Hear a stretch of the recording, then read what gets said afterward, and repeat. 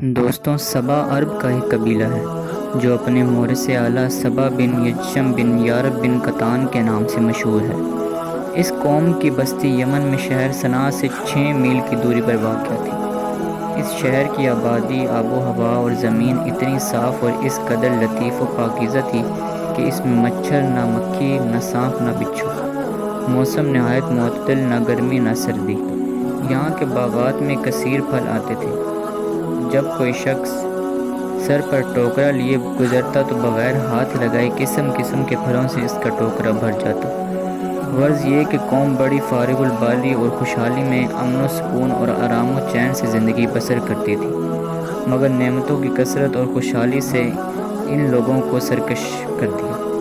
اللہ تعالیٰ نے اس قوم کی ہدایت کے لیے یک بعد دیگر 13 نبیوں کو بھیجا، جو اس قوم کو خدا کی نعمتیں یاد دلا دلا کر عذاب الہی سے ڈراتے رہے، مگر ان سرکشوں نے خدا کے مقدس نبیوں کو جھٹلا دیا۔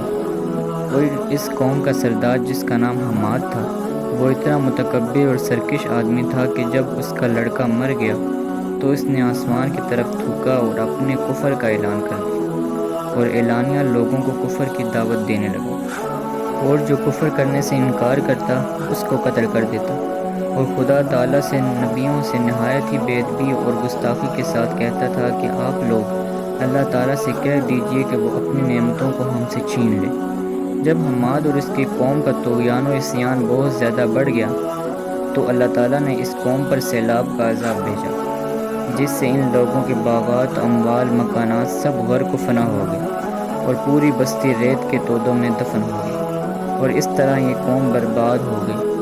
ان کی بربادی ملک عرب میں ضرب المثل بن گئی۔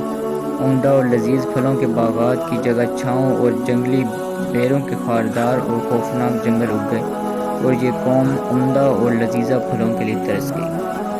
قوم سبا پر سیلاب کس طرح آیا؟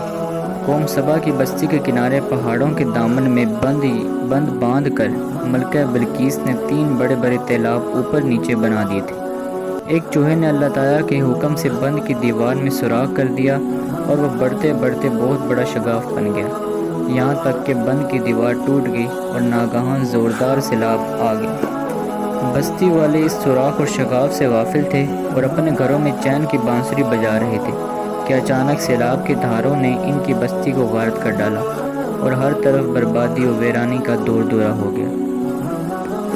دوستو، قوم سبا کی ہلاکت و بربادی ان کی سرکشی اور خدا تعالیٰ کی نعمتوں کی ناشکری کے سبب ہوئی۔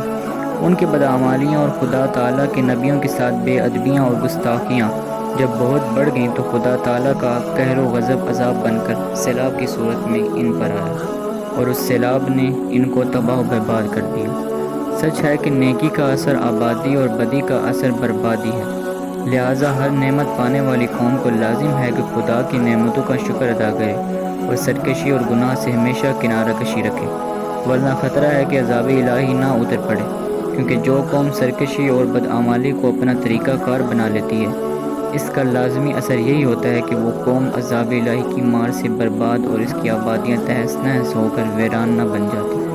دوستوں، آج کی ویڈیو یہیں تک تھی۔ اگر ویڈیو پسند آئے تو ویڈیو کو لائک، کامنٹ اور شیئر کر دیں، اور میرے چینل روحانی اصلاح کو سبسکرائب کر دیں۔